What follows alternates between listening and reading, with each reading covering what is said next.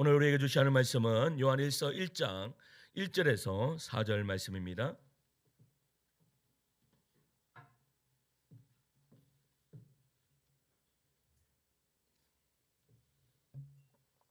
요한일서 1장 1절에서 4절 말씀까지 제가 한 절 읽고 성도님들 한 절 읽고 교독하도록 하겠습니다.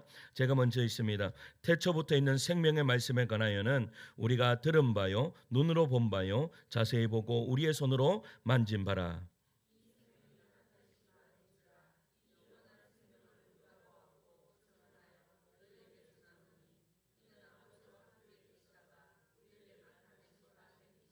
우리가 보고 들은 바를 너희에게도 전함은 너희로 우리와 사귐이 있게 하려 함이니 우리의 사귐은 아버지와 그의 아들 예수 그리스도와 더불어 누림이라. 아멘. 할렐루야. 예수님 사랑분만 아멘 하시겠습니다. 아멘. 우리 옆에 계신 분과 인사하시겠습니다. 보고 싶었습니다. 이렇게 인사하겠습니다. 보고 싶었습니다. 보고 싶었습니다. 한 목사님이요, 이 새가족 교육을 하던 중에 이런 질문을 했습니다. 여러분, 교회 다닌다고 다 신자인가요? 이렇게 물었어요. 그러더니 어떤 조용하게 있던 분이 이렇게 대답하시는 거죠. 목욕탕에 간다고 다 목욕하는 겁니까? 앉아 있어도 그냥 핸드폰만 보고 나오면 그대로죠. 이렇게 이야기하는 거예요. 그랬더니요, 거기 앉아 있던 사람들이 막 웃고 난리가 났어요. 그런데 그렇게 웃더니 금세 무거운 침묵이 흐르는 거예요. 그 교회를 출석하는 것과 하나님과 교제하며 사는 것은 전혀 다르다라는 이것이 깨달아짐으로 스스로가 마음이 무거워졌다라는 거예요. 그러면서 자기들 스스로에게 이러한 질문을 던지는 거죠. 내가 신자가 맞나? 내가 예배는 드리고 있는데 내가 정말로 신자가 맞나? 여러분, 이 시대의 교회에도요, 하나님을 안다라고 말하면서도 그분과 한 번도 깊이 만나보지 못한 사람들이 참 많습니다. 우리는 과연 어떻습니까? 입으로는 하나님을 믿습니다라고 그렇게 고백을 합니다. 찬양도 하고 기도도 하고 예배의 자리를 지킵니다. 하지만 정작 그분을 실제 만난 적이 있습니까? 라고 물으면 어떻게 해요? 대답이 막히게 된다라는 거예요. 눈으로 본 적도 없고 귀로 들은 적도 없고 마음으로 만나본 적도 없는 그저 막연한 그 대상으로의 하나님을 섬기며 나의 문제를 해결해 줄 신을 여러분 향해 그냥 기도만 올리고 있는 그런 신앙이 나의 신앙이 아닌가. 여러분, 그분의 얼굴은 낯설고 그분의 마음은 모르고 그분의 음성은 생소한데 그분께 간절히 무언가를 바라고 있는 모습이 우리의 모습이 아닌가 한번 살펴보시기 바랍니다. 이런 신앙은 여러분 종교 생활이라고 하지 신앙 생활이라고는 말하지 않는다라는 것이죠. 오늘 우리가 함께 나눌 말씀은 바로 이 문제의 정면으로 답하고 있는 말씀입니다. 우리 요한일서 1장 1절을 함께 읽도록 하겠습니다. 요한일서 1장 1절이에요. 시작. 태초부터 있는 생명의 말씀에 관하여는 우리가 들은 바요 눈으로 본 바요 자세히 보고. 아멘. 여러분, 사도 요한은 하나님이신 예수 그리스도를 직접 보고 듣고 만졌다라고 말합니다. 즉 신앙은 이론이나 철학이 아니라 살아계신 하나님을 어떻게 하는 거예요? 만나는 것에서부터 시작한다라는 것입니다. 생명의 말씀이신 예수님께서 이 땅에 성육신하셔서 인간의 역사 속으로 들어오셨다는 사실, 즉 하나님이 사람이 되셨다라는 사건은 우리가 하나님을 직접 만날 수 있게 된 결정적인 계기라는 것입니다. 그러므로 여러분, 믿음의 본질은 뭐예요? 만남입니다. 그 만남이 없다면 우리의 믿음은 아무리 오래되고 아무리 정통적이며 아무리 진지해 보여도 껍데기에 불과한 것입니다. 만남 없는 믿음은 생명 없는 종교이고 그분의 인재 없이 반복되는 종교적 형식일 뿐이라는 사실입니다. 사랑하는 성도 여러분, 지금 우리가 붙들고 있는 신앙은 여러분 그분을 만난 신앙입니까? 아니면 여러분 하나님이라는 이름을 붙인 대상을 향한 종교적인 습관입니까? 오늘 우리는 사도 요한의 고백을 통해 만남 없이는 믿음도 없다라는 이 단순하고 깊은 진리를 다시 붙들어야 할 줄 믿습니다. 지금부터 우리는 세 가지의 핵심적인 메시지를 통해 이 본문을 살펴보러 갑니다. 그 첫째가 그분을 모른 채 믿는 것이 왜 위험한지. 여러분, 그분을 제대로 알지 못함으로 오는 위험이 있다라는 사실입니다. 그리고 그분을 아는 것이 깨달음이 아니라 어떻게 만남인지, 그리고 그 만남이 우리의 믿음을 어떻게 삶으로 옮겨 놓을 수 있는지를 함께 나누고자 합니다. 그 첫째로 그분을 모르고 믿는 믿음은요, 자기중심적 우상숭배에 빠진다라는 사실입니다. 뭐라고요? 여러분, 하나님을 제대로 모르고 믿는 신앙은 자기중심적 우상숭배에 빠진다라는 겁니다. 요한일서는 사도 요한이 참된 믿음이 무엇인지 다시 정립하려는 의도로 쓴 편지입니다.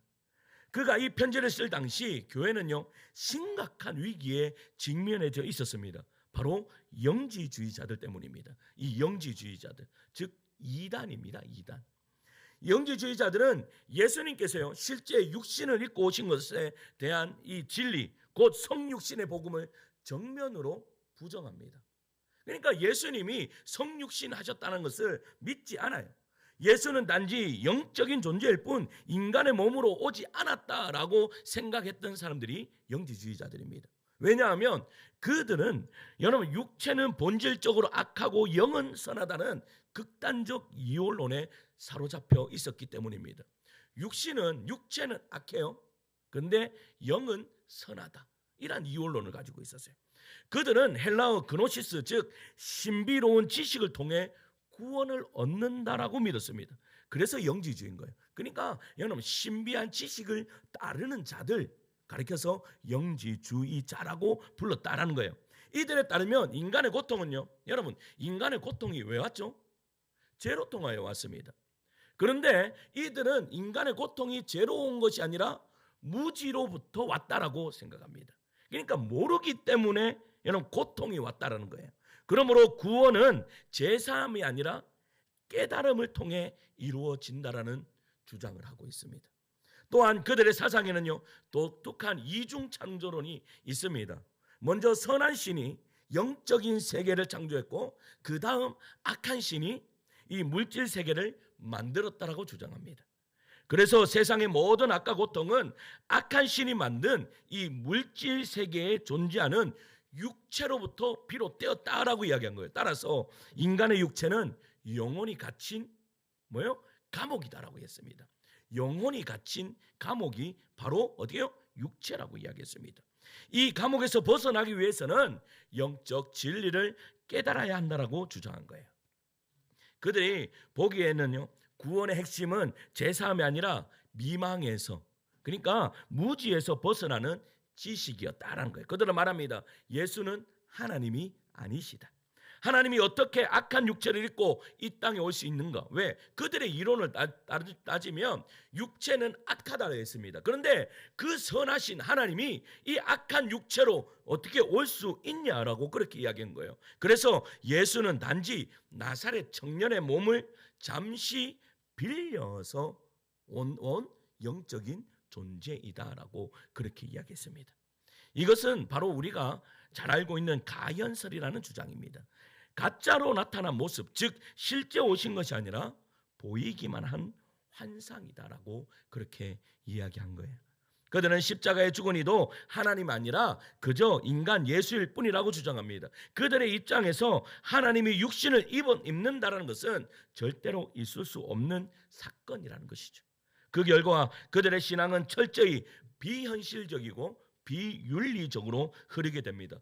구원은 행함이나 삶의 변화가 아니라 깨달음에 달렸고, 죄는 문제가 아니라 미망의 증거일 뿐이며 이미 영적 지식을 얻었다고 믿기에 죄를 짓는 것조차 조금도 꺼리낌이 없이, 왜? 육체는 원래 악하기 때문에 죄 짓는 것 괜찮다. 왜냐? 우리의 영혼은 그래도 선하기 때문이다 라고 해서 죄를 짓는 것을 조금도 여러분 부끄럽게 생각하지 않았다라는 거예요.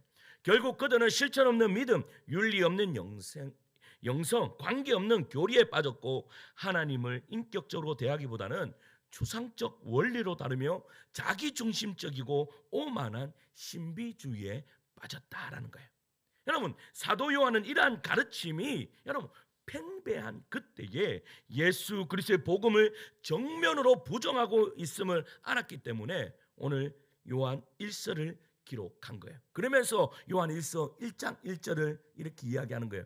그들은 예수님을 어떻게 해요? 오지 않았다. 육체의 하나님이 육신의 몸으로 들어올 수 없다. 그래서 예수님은 그냥 가짜로, 여러분 그 영혼만 잠시 왔다가 갖는 것이다 라고 그렇게 믿는 그 영지주의자들에게 이렇게 반박하는 거예요. 요한일서 1장 1절입니다. 다시 한번 더 읽을까요? 시작. 태초부터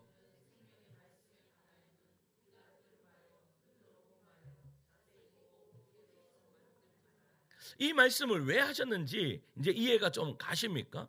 여러분, 이 구절에서 영지주의자들을 완전 반박하는 거란 말이에요. 예수님은 실제로 오셨고 눈에 보였고 우리의 손으로 만졌고 우리와 함께 음식을 나누고 우리 곁에 계셨던 인격적인 주님이시다 라고 지금 사도 요한은 이야기하고 있는 거예요. 예수님은요, 철학이 아닙니다. 예수님은 환상이 아닙니다. 그분은 사람의 몸을 입고 오신 하나님이십니다. 믿으십니까?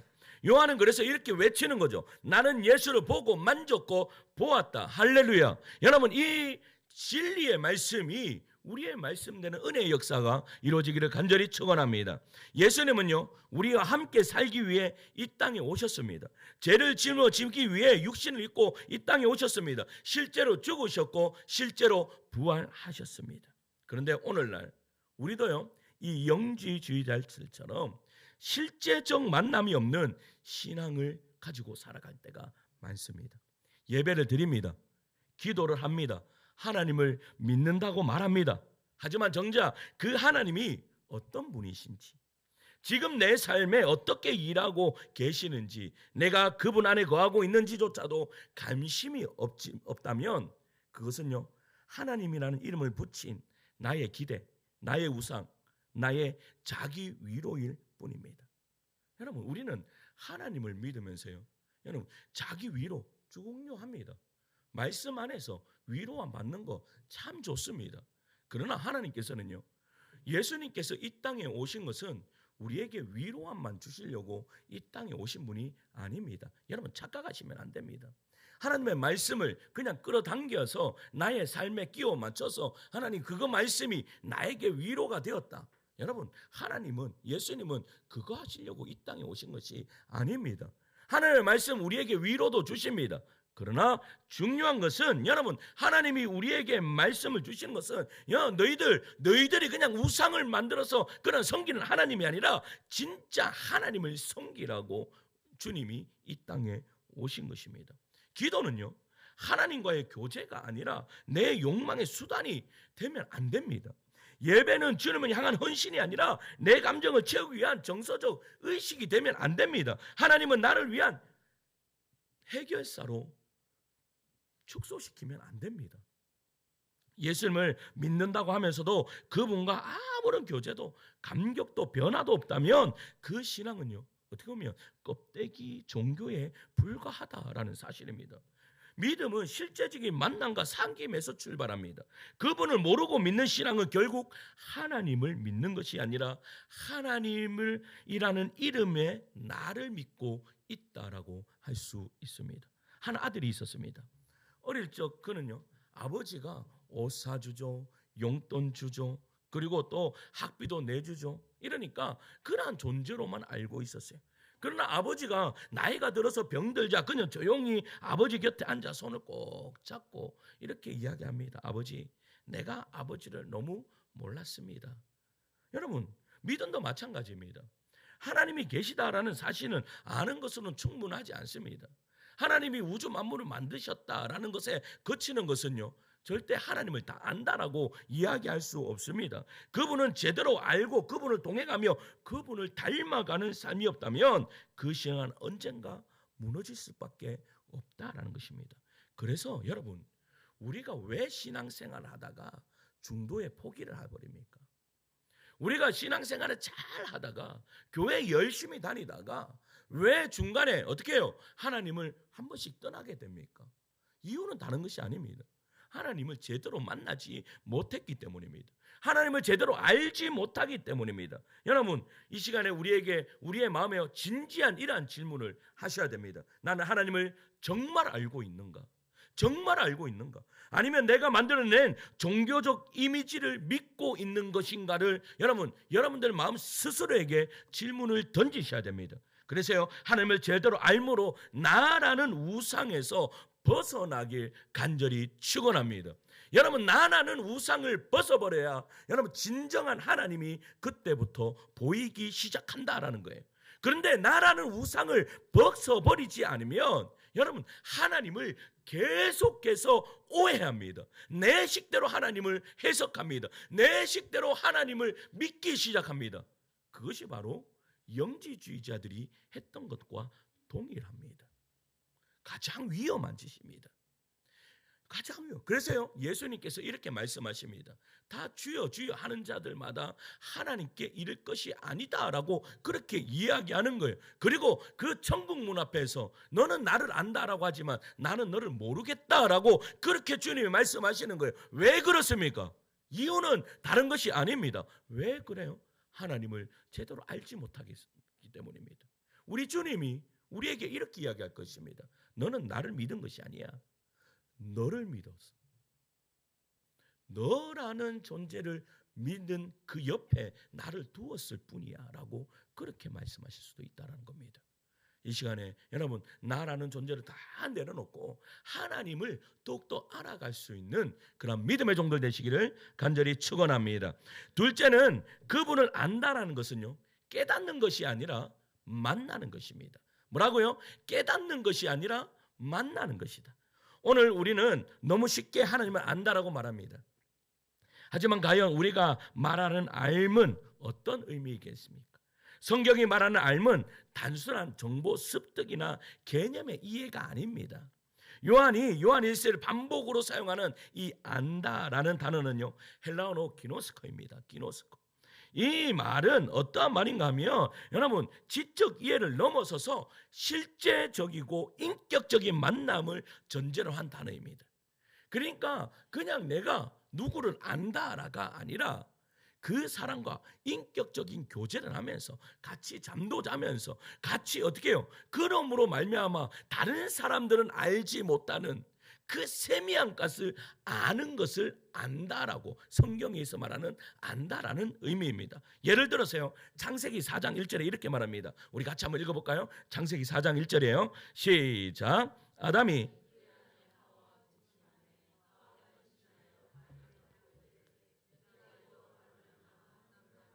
아멘. 여기서요, 아담이 그의 아내 하와와 동침하매. 여기서 동침하매라는 단어가요, 바로 야다입니다. 이 야다가 무슨 말인가 하면 헬라어로 기노스코입니다. 이 기노스코가 뭐라고요? 안다라는 의미입니다. 그러니까 이 아담이 그의 아내 하와와 동침하였다라고 이야기하면 우리가 그냥 밤을 하룻밤을 같이 잤다라는 그런 의미가 아닙니다. 여기에서 동침했다라는 것은 이 야다, 알았다, 안다라는 그런 이야기입니다. 그러니까 가장 깊은 인격적인 연합, 곧 부부가 하나 되는 관계처럼 아는 것이다. 여러분, 부부는 모르는 것 같지만 가장 잘 알지 않습니까? 이 아내가 남편이 뭐를 좋아하는지 가장 잘 알지 않습니까? 아닙니까? 너무나 잘 압니다. 그것만큼 아는 것을 이야기하는 것입니다. 그래서 요한 1서 1장 2절에 요한은 다음과 같이 이야기하는 것이죠. 요한 1서 1장 2절이에요. 같이 읽을까요? 시작. 이 생명이 나타내신 바 된지라 우리가 그것을 보았고 너에게 전하노니 이는 아버지와 함께 계시다가 우리에게 나타내신 바 된 이시라. 아멘. 여기서 요한은요, 신앙의 본질이 단순한 교리가 아니라 경험된 만남임을 분명히 이야기하고 있습니다. 이 생명이 나타나신 바 되었다. 들었고 보았고 만졌다는 표현은요, 오감을 통한 인격적인 만남을 이야기하는 거예요. 오감을. 그러니까 하나님을, 여러분, 그런데 우리가 이렇게 이야기할 수 있죠. 그분이 2000년 전에 그 예수님인데 이미 돌아가셨고, 아니 이미 부활하셔서 하나님 우편에 계시는데 우리가 오감으로 그분을 어떻게 느낄 수 있습니까? 여러분, 그러나 우리는 오감으로 그 하나님을, 그 예수님을 느껴야 됩니다. 그것을 가리켜서 만남이다라고 그렇게 이야기하는 거예요. 여기서 요한은 신앙의 본질이 뭐예요? 단순한 교리가 아니라 만남이라고 이야기했습니다. 그리고 요한복음 1장 14절에 분명하게 이렇게 밝힙니다. 요한복음 1장 14절이에요. 같이 읽습니다. 시작. 말씀이 육신이 되어 우리 가운데 거하심에 은혜와 진리가 충만하더라. 아멘. 여기서 거하심에는 헬라어로 스케노우입니다. 즉 장막을 치었다, 함께 머물다라는 뜻입니다. 그러니까 하나님의 아들이 인간의 역사 속으로, 공간 속으로, 삶 속으로 들어오셨다라는 말이에요. 이 진리는 추상적인 개념이 아닙니다. 여러분, 말씀이신 하나님이 육신을 입고 이 땅에 오셨다라고 이야기하는 거예요. 누구를 만나려고요? 우리를 만나려고요. 하나님이, 그분이 영이신 그 하나님을 우리의 두 눈과 우리의 손과 우리의 마음으로 그분을 보고 만지고 느낄 수 있도록 육신을 입고 이 땅에 오셨다라는 겁니다. 할렐루야. 예수님은 실제 우리의 삶의 자리로 들어오시는 것이죠. 단지 종교적 이론이 아니라 잉태되셨고 태어나시고 성장하시고 고난당하시고 진짜로 죽으신 분이, 그리고 진짜로 살아나신 분이 우리 예수님입니다. 그렇다면 예수님을 안다는 것은 어떤 철학의 깨달음 그런 수준이 아닙니다. 그것은 곧 그분을 인격적으로 만나는 것입니다. 예수님은 단지 생각하거나 묵상하는 존재가 아니라 오늘도 실제로 우리를 찾아오시는, 그리고 만나주시는, 동행하시는 그런 분이에요. 그래서 요한복음 1장 12절에 이렇게 이야기하는 겁니다. 함께 읽어요. 시작. 영접하는 자, 곧 그 이름을 믿는 자들에게는, 여러분 무슨 말입니까? 영접한다라는 것은 뭐 어떻게 영접한다는 말? 여러분, 우리의 오감을 통해서 예수님을 내 안에 받아들인다라는 그런 말 아니에요? 여러분, 그러니까 예수님은 실제적으로 계시는 분이시기 때문에 여러분 그 말씀에서 영접하는 자, 받아들이는 거예요. 어디에 받아들이는 거예요? 내 마음에 받아들이는 거예요. 예수님을 나의 삶의 중심에 받아들이고 그분과 함께 살아가는 여정으로 들어간다라는 그런 뜻이에요. 그리고 이 만남은 단순한 감정의 동요나 사상과 사상의 변화가 아니라 무슨 변화예요? 신분의 변화가 일어난다는 거예요. 하나님의 자녀가 되는 권세, 즉 영원한 생명과 관계 속으로 들어가는 것이죠. 할렐루야. 여러분, 그렇기 때문에 사도 바울이 이 빌립보서 3장 8절에 이렇게 고백하는 거예요. 3장 8절입니다. 있습니다. 시작. 또한 모든 것을, 여러분 이 말씀이 이해가 가십니까? 여러분, 그 사도 바울이 가지고 있었던 그러한 모든 다 좋은 것들, 세상 가운데 살아가기에 가장 필요한 그러한 모든 것들을 뭐로 여겼다고요? 배설물로 여겼다. 왜요? 이유가 무엇입니까? 예수님이 가장 좋기 때문입니다.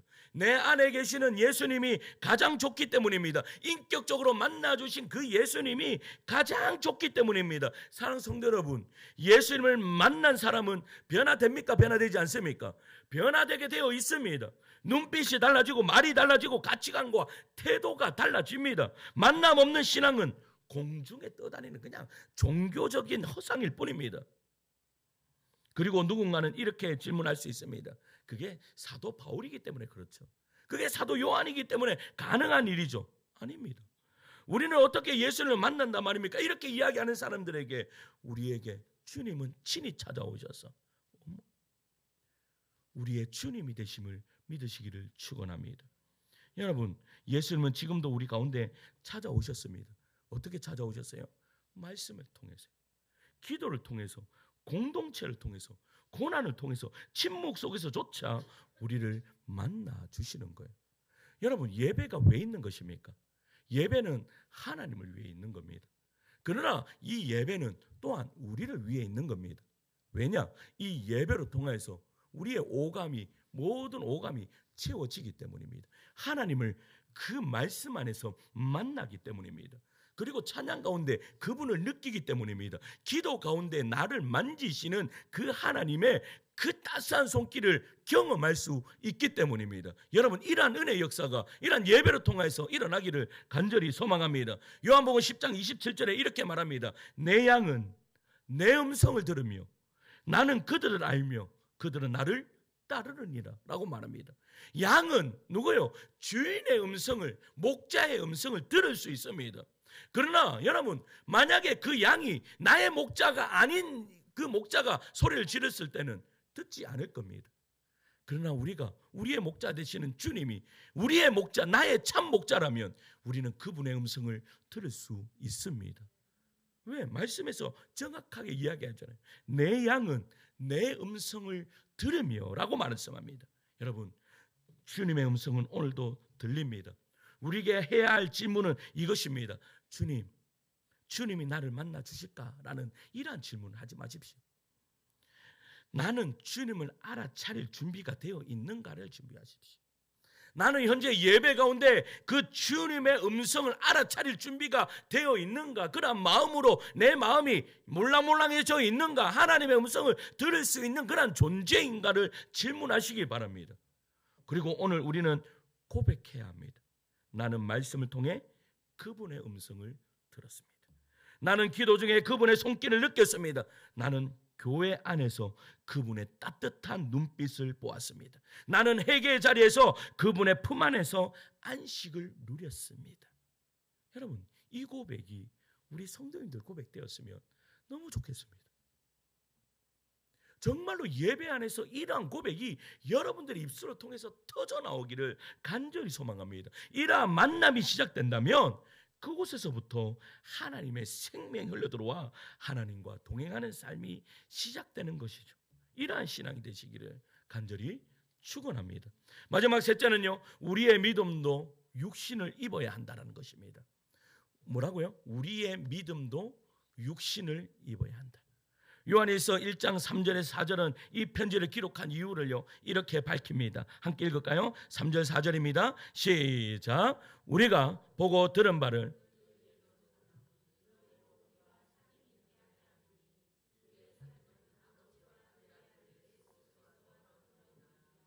우리가 이것을 쓰면 우리의 기쁨이 충만하게 하려 함이라. 아멘. 여러분, 이 말씀의 가장 중요한 단어는 사귐이라는 단어입니다. 기독교 신앙의 본질은 지식이 아니라 사귐입니다. 교제입니다. 관계이며 동행입니다. 하나님을 믿는다라는 것은 그분과의 인격적인 사귐 가운데 살아간다라는 그러한 뜻입니다. 단지 그분을 머리로 아는 것이 아니라 그분이 나의 삶에 들어오시고 난 또 그분 안에 들어가는 삶입니다. 그래서 여러분, 예수님은 요한복음 15장 5절에 이렇게 밝히고 있는 거예요. 함께 읽을게요. 요한복음 15장 5절입니다. 시작. 나는 포도나무요 너희는 가지라. 그가 내 안에 내가 그 안에 거하면 사람이 많은 열매를 맺나니 나를 떠나서는 너희가 아무것도. 아멘. 여러분, 예수님과의 교제는 내가 그분 안에, 그분이 내 안에 거하는 실존적인 사귐입니다. 이것은 머리로만 아는 믿음이 아닙니다. 감정으로는 부족합니다. 여러분, 우리의 믿음은 반드시 삶의 형태로 드러나야 합니다. 즉 육신을 입어야 한다라는 것이죠. 요한복음 1장 14절 아까 우리가 읽었지만 다시 한 번 더 이 말씀 보시면 말씀이 육신이 되어 우리 가운데 거하심에라고 되어 있습니다. 말씀이 육신이 되셨다. 이것은요 보이지 않던 하나님의 말씀이 가시적 현실로 나타나셨다라는 뜻입니다. 헬라어로 이 거하심에가 바로 스케노우라고 말씀드렸습니다. 장막을 치다, 즉 함께 살기 위하여 우리 곁으로 이사를 오셨다라는 그런 뜻입니다. 그래서요 유진 피터스는 여러분 이 구절을 이렇게 의역했습니다. 말씀이 사람이 되어 우리 동네로 이사 오셨다. 말씀이 사람이 되어 우리 동네로 이사 오셨다. 오늘 설교의 제목입니다. 우리 하나님께서요 우리 동네로 이사 오신 것이다 라고 이야기했습니다. 믿음은 여러분 진짜 믿음은 육신을 입어야 됩니다. 머릿속의 신령, 가슴속의 감정으로만 끝나고 삶의 언어, 행동, 태도로 드러나는 신앙이어야 합니다. 진짜 기도는 그 기도가 사랑으로 육화될 때, 사랑으로 나타낼 때 완성되는 겁니다. 하나님 앞에서 엎드리는 사람이 사람 앞에서 손 내밀 수 있어야 됩니다.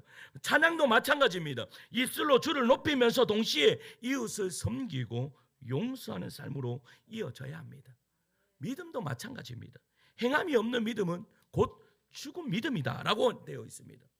여러분, 사도행전 9장 36절에 초대교회의 여성 제자인 도르가에 대해서 이렇게 소개합니다. 사도행전 9장 36절이에요. 같이 읽겠습니다. 사도행전 9장 36절 시작. 요빠에 다비다라는 여제자가 있으니 선행과 구제하는 일이 심히 많더니. 여러분, 도르가는 단지 믿음의 고백만 한 사람이 아닙니다. 그녀는요, 자신의 믿음으로 무엇을 했는가 하면 바느질을 했습니다. 그러니까 일상적인 섬김의 행위로 표현했다라는 겁니다. 가부들과 가난한 자들에게 옷을 지어주었고 그들에게 따뜻한 손길을 전했습니다. 그녀가 세상을 떠날 때 요바에 있는 많은 가부들이 베드로 앞에 울면서 옷을 들고 이렇게 말합니다. 사도행전 9장 39절입니다. 같이 읽을게요. 시작. 베드로가 일어나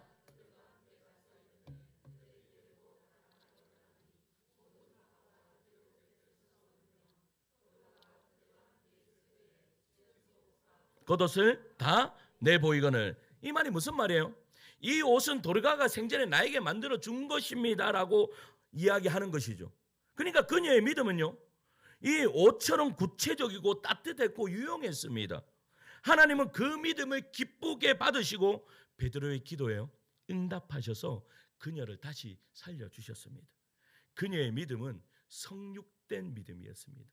육신으로 드러난 그러한 믿음이었습니다.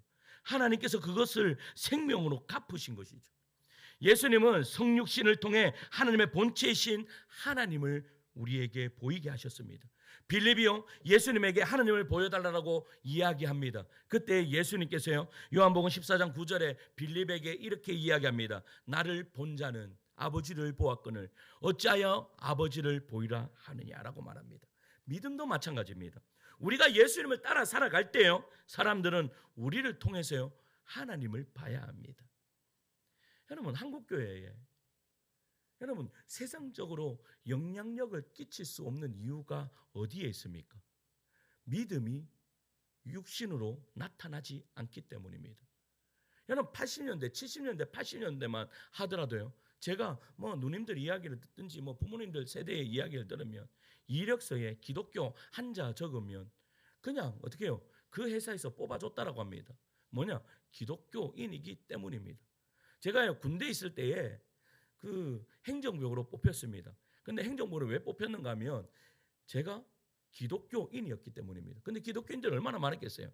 그런데 제가 밖에서 전도사를 했다고 하는 그것 때문에 제가 행정병으로 뽑혔습니다.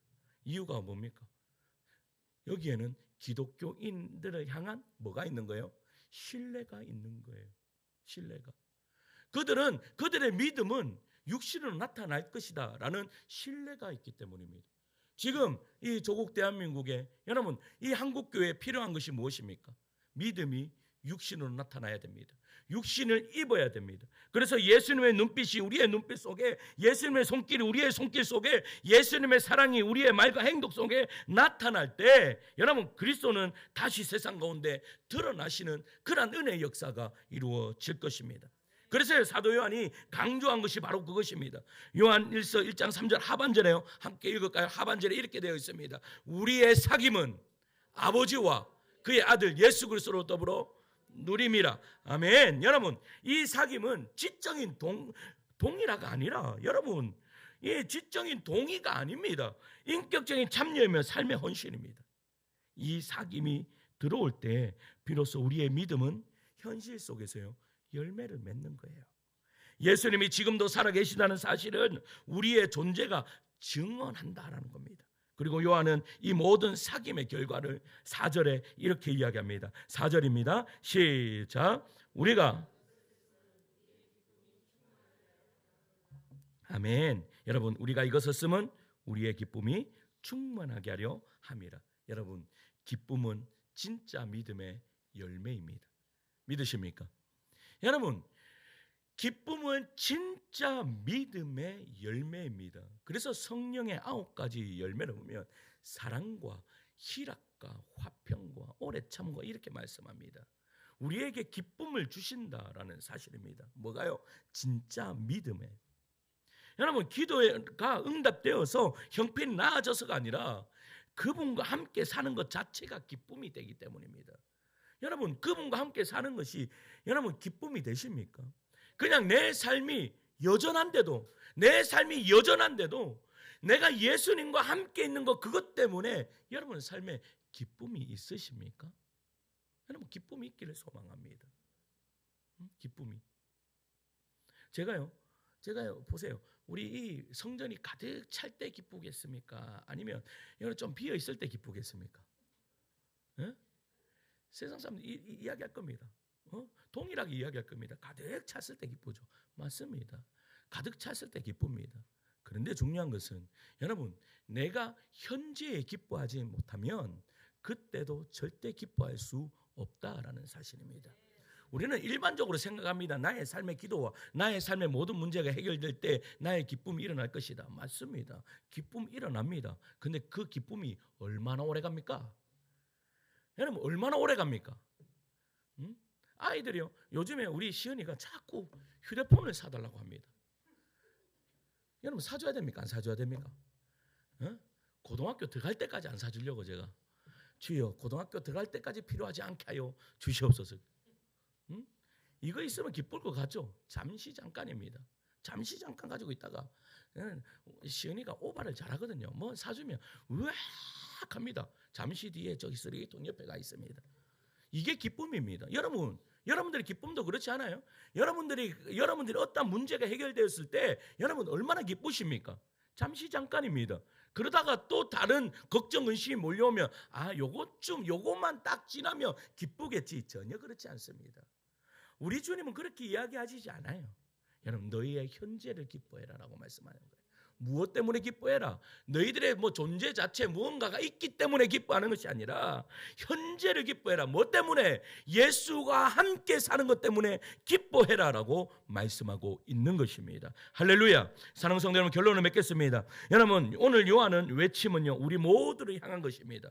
우리가 보고 들은 바를 너에게 전하면, 여러분, 믿음은요 전수되는 것이 아닙니다. 믿음은 전념되는 것입니다. 내가 믿음 좋아 보세요. 그러면 내 가족이 믿음이 좋아집니까? 좋아지지 않습니까? 좋아집니다.